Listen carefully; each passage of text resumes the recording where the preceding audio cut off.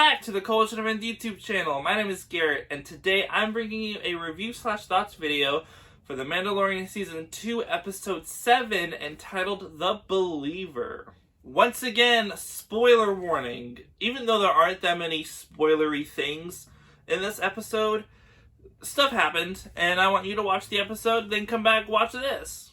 But this episode is the calm before the storm. Sure, action and stuff happens in this episode, but it's not your, intense season finale we're gonna get on Moff Gideon's ship.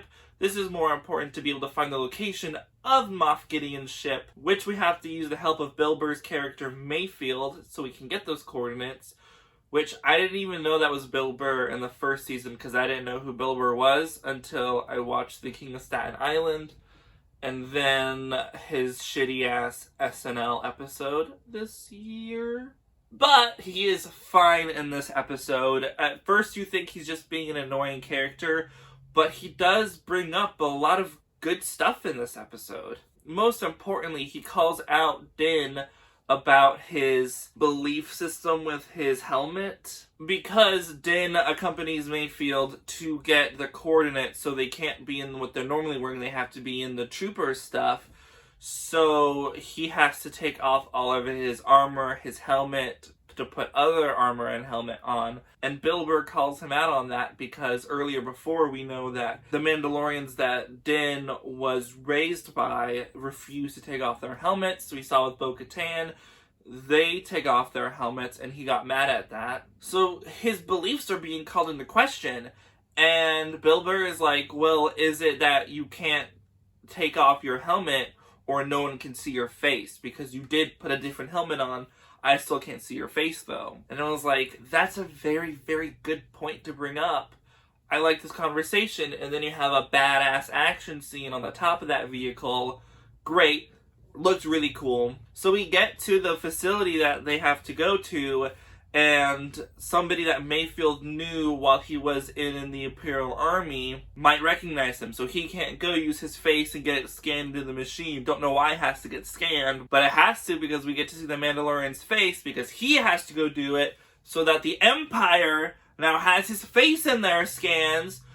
But there's no reason that he had to do that because the person didn't even recognize Mayfield, which was another really, really good conversation. There's a lot of interesting character work done in this episode. It's not super action heavy.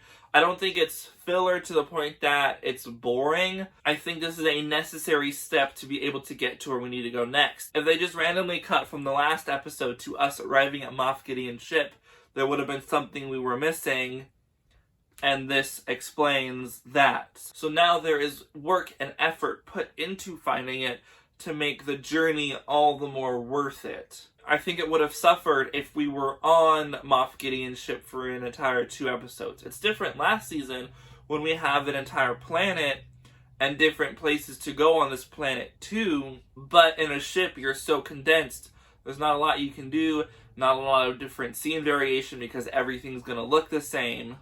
And in the end, I do like the character Mayfield. I think he's very interesting. He's one of the good guys now because he decides to blow up once they're able to leave the Imperial base. That was very cool. He helps out the people of those planet.